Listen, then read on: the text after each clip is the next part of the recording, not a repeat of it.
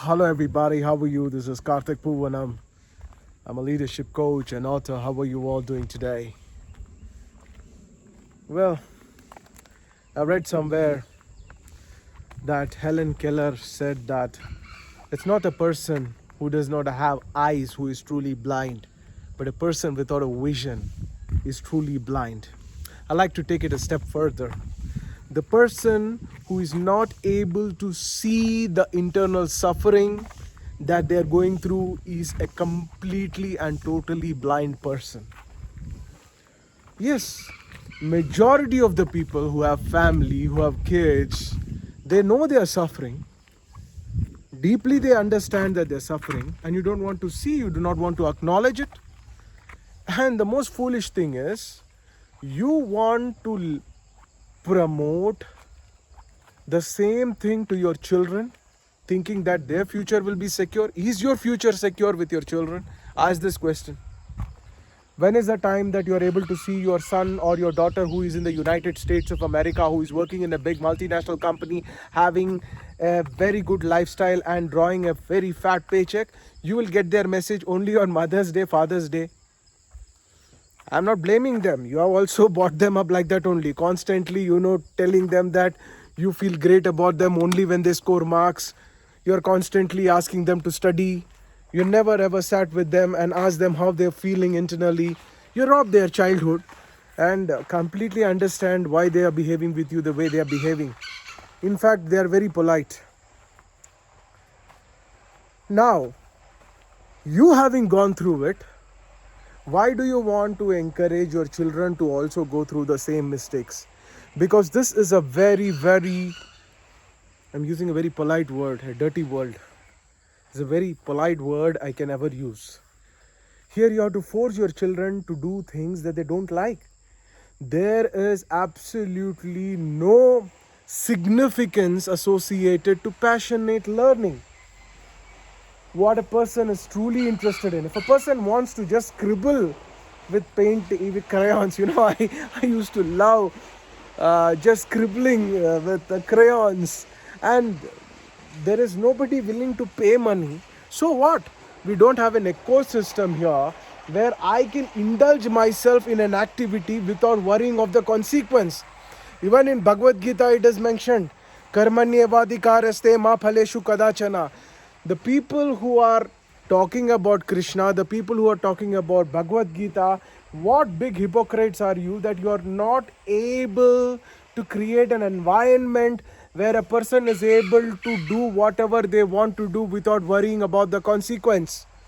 How can a person not worry of the consequence when there is bills associated, when the very fundamentals of survival is associated with money, and when money is only going to come when most of the people are learning, doing things that they don't like, which does not add any value, which does not add any excitement in their life.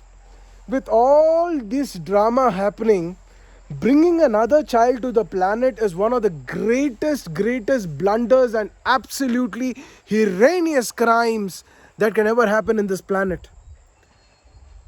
Today, it is so unfortunate that if by, I don't wish this to happen, but in case if something happens to your daughter, and then the people who are responsible for safeguarding us, they're going to ask you, why is your daughter there in the night during that time?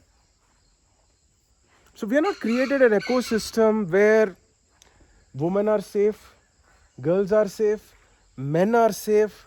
Everyone is going through a different kind of physiological, psychological warfare. And during these times, what are we doing? Bringing more children to the planet. Is this anywhere, you tell me, is it considered to be a responsible act? It is the greatest service to the humanity when people consciously decide not to engage in this big blunder, and I will say a torture of bringing children to the planet. First, create an ecosystem. They say that you need to spend only as much as you earn. Right? Logical. Understood. Or take a loan only as much as you can repay. Agreed. Understood. Then why the hell does it not apply on bringing children to the planet?